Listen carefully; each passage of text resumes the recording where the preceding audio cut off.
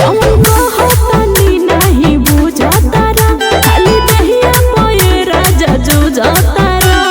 बोला तोहे कौन चाही सबूत, बोला तोहे कौन चाही सबूत।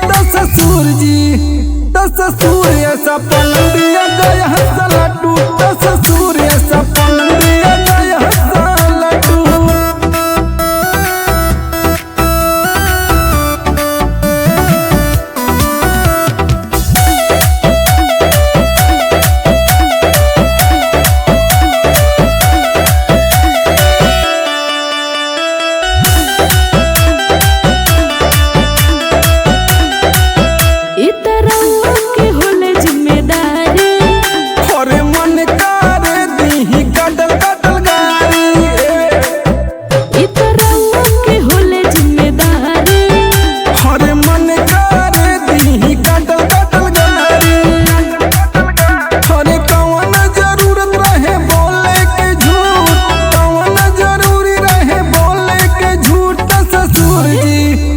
ससुर ऐसा पलंग दिया गया साला टूट। ससुर ऐसा पलंग दिया गया साला टूट। ऐसे बोलबा